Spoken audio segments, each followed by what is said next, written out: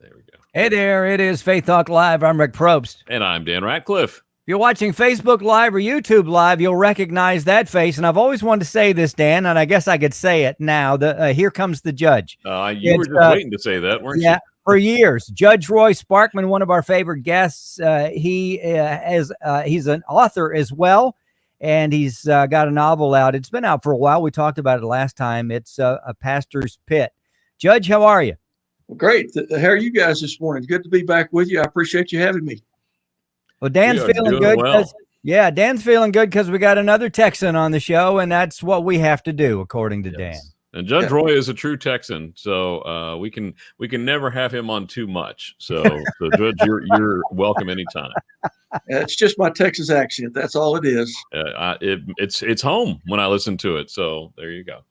We love talking to Judge. He is an expert of religious liberties and also talking about defending your faith in today's America. We did want to catch up with him about the book, but he's got some new stuff coming up as well, some new things. We want to get into that. But first, Judge, the book so far, what's been going on? And has anything surprised you about maybe your responses from the book lately? Well, I will say that everybody seems to have a different question and a different spin on religious liberty. And so sometimes the different directions that the questions can come from are very unique. I will say that. And, the Supreme Court, as it concluded its session, kind of took an interesting approach as it turned down a request for a writ on a florist that refused to bring flowers to a gay wedding, but it's still dealing with the issue of the baker that refused to bake a cake. Then you had the Catholic Charities case where they said the Catholic Charities could not be discriminated against because they didn't want to send kids into foster homes of same-sex marriage. So there's been some things happening on the legal end, but the book I've been getting really good responses from the book. I maybe have not sold as many as I would like, so encourage your listeners to, go out and buy the book. I would appreciate that very much. Yeah. But I wanted God to use it however God wanted to use it, and take it wherever He wanted to take it. So that's my mission. Do you find just kind of in defining in general religious freedom, because from my view, some people view religious freedom as freedom of religion, and some see it as freedom from religion. Do you have to kind of define what religious freedom is first? Well, you do, and there's a lot of tension in a couple of areas. One is free speech by itself. What is free speech versus what is hate speech?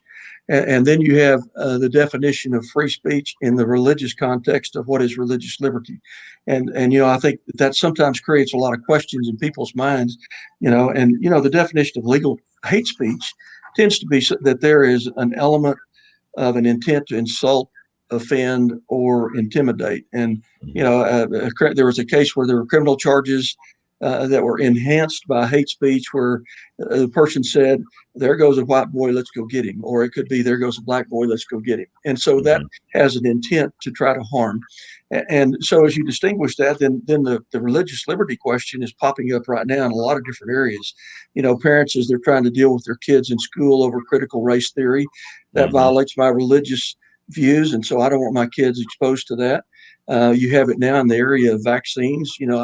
I don't believe that my kids should be forced to be vaccinated, and that's a religious view I hold.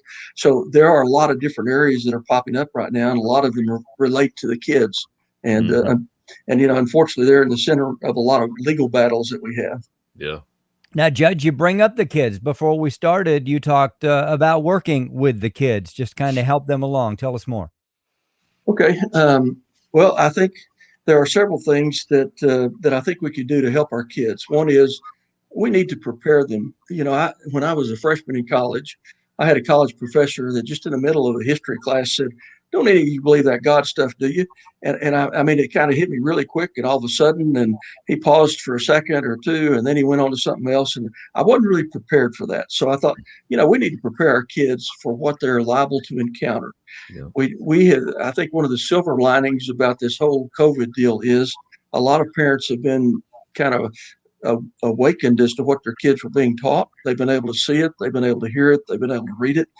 So I'm encouraging parents to stay plugged in, even if their kids go back to school, and try to find ways to be plugged in. I mean, Some schools will allow parents to monitor some classes. In most schools, like in the school district where I was a school board president, the books are approved by the school board, and parents can go see what books have been approved for what classes. So go look and find out what those books are. And then I would say, obviously we bathe our kids in prayer as they go off to school, and then we have to be sensitive for things that, if our kids come home and say, "How was school?" and they say, "Oh, it's okay." I think we need to dig a little bit deeper than that, and we need to be conscious and sensitive to be sure that our kids are talking to us and we're talking to them about what's going on, because a lot of these things are happening, and our kids are really not mature enough to process it and understand it and don't know what it means. And so one of the roles of a parent is to try to help them be trained, equipped, and make it through these landmines that we call school sometimes. Yeah, you're right. I think because so many of the kids, when they're sitting in class, they have the view that the teacher is the authority and what they're teaching is what they need to know, and what they're teaching is correct. So they don't really know to question it if it sounds wrong. So it's something that we really need to work with our kids on beforehand so they can think critically about what the teachers are teaching, right? Yeah, and I've even taught my kids to say, well, even your pastor and your preacher, you need to go back and compare that to Scripture to see whether it squares up with it or not. And Right. and so I think that it really is a good thing. You don't want them to be cynical, but you want them to have healthy skepticism. Right. And I think there could be a distinction there, and trying to help them be prepared and distinguish what could be true and what's not true, and to question. Yeah, if I remember correctly, it was the Bereans that checked Paul out to make sure that he was on the up and up there. So that's a wise thing to do. Judge Roy Sparkman, we're talking to him about, well, just all things Judge Roy Sparkman. How about that? Not just about the book, but we want you to get the book, and Christmas is coming up, so go ahead and buy a couple of tons and give them out to all your friends. A Pastor's Pit is the novel. Judge, you mentioned something which just sparked just a question. You talked about the school board. There used to be a saying that said you can't fight City Hall, and you said to some school boards you're allowed to look through that. Do you think that the average Christian, average person goes, yeah, but will I get anywhere with this? And I don't want to come off as a witch hunter. How would someone approach that? I mean, you want to be serious. You don't want something that obviously you don't want your kids to get caught up in, but how would somebody do that effectively and with grace, I guess I should ask? I think one of the challenges that we as believers have is that there's tension between standing on truth and yet demonstrating God's love to other people around us. I think sometimes we get intimidated to stand on truth because we don't want to be perceived as being harsh or too hard or not nice or whatever adjective you want to put onto it. But I think that also we do need to be careful that we communicate God's love as we're trying to do it. And I'll relate it to where I was on the school board. We were a very open group in terms of we felt like the parents were entitled to know what was going on with their kids, and we tried to communicate openness. I know that is not true everywhere, but in Texas, all the books have to be approved by the local school board, and that's a public action, which means that if they don't make it public, that you could request by a Freedom of Information request. That doesn't have to be a hostile thing. It could just be, I need to request. I want to know what books kids in the fifth grade are being used in their classes. So you can do that. The other thing that I'm beginning to hear about are parental groups that are forming, so that to the extent the school board will allow it to monitor classes, to try to get the input. Now that technology from COVID has been there, our teachers have technology in their classes. Mm-hmm. And so one of the other movements I'm seeing and hearing about are parents wanting to be able to plug into some of the classes through the technology where they can hear what's occurring. Mm-hmm. And, that's a pretty far advanced step at this point, because they've been pretty protective about what's been going on in classes. There was also a freedom of request made that I heard recently about for the lesson plans that a teacher has made, where a parent was concerned about what a teacher was going to teach about a particular topic. A lot of these things are developing that are showing parents being a little bit more aggressive in trying to maintain what their kids are being taught. I believe that I, as a lawyer, I felt that I could aggressively represent the point of my client without being ugly, nasty, or showing a mean spirit about the way that I did it.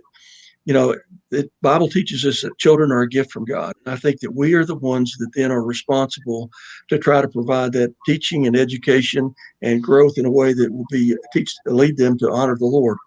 And so for me, and I'll just say this for me, okay, if I have to do something to protect my kids, I'm going to try to do it in the right way, but I'm not going to be apologetic about trying to protect my child. Yeah. And I think that that's a little bit of the attitude of, I can communicate, look, I love you guys. I'm not trying to be mean-spirited. I don't want to be angry, but I need to know what's going on with my child. And so I'm going to be a little bit more aggressive about that. Hope you guys will understand where I'm coming from. I hope we can communicate that mixed message. Judge Roy Sparkman, and Judge Roy has a fun and soft side here. I want to share something here that was just on his blog on his website. Look at that. Going fishing. I'm assuming fishing with the grandkids there, having fun. That's awesome. Yeah. When our grandkids turn 12 years old, my wife and I take them on a trip by themselves, kind of where they want to go. Mm-hmm. And that grandchild you pictured wanted to go to Maine, and he and I did whitewater rafting, and we did some fly fishing, and then we got to go view a moose and a bear and an eagle and all that. And you didn't see the bear up close, did you? Oh no. It was a running away bear. Okay. Thank goodness. One of the things about those trips, I will just throw this in here, that has been such a great positive about that is we get to talk to that grandchild about our walk of faith and what our hopes for them would be. And then we give them the opportunity to ask us any questions. One of our other granddaughters had a grandmother that passed away, and she said, I wish I'd been able to ask her some questions. Mm-hmm. And so in advance, we say, come up with the list of questions you want to ask us. So it was a great experience. We had 2 of them this summer, that one to Maine, and then another granddaughter turned 12, and we took her to the Florida Keys, and she had 2 days of swimming with dolphins. So those have been just fun experiences for the grandparents. I don't know what the grandkids would say, but it's been great for us. It'll be something they'll never forget, I'm sure. Yeah. Judge, that is so awesome. Dan and I want to be Sparkman grandkids. Can we plan our trip? Yeah. Well, Dan's background looks like he's always on the beach. Judge Roy Sparkman. Judge, we got to take a break here. I know you're 3/4 working on a new book, and would love to talk to you in a few months about, the rest of 2021, 2022, and what's going on with yourself. Thanks for sharing your life with us, your passion and your wisdom. You're such a wise man. We appreciate you. JudgeRoySparkman.com. Get those books. It's a great novel, and you're going to enjoy it, and so are your friends and your family. We got to take a break. We'll be right back. I'm Rick Probst. And I'm Dan Ratcliffe. This is Faith Talk Live.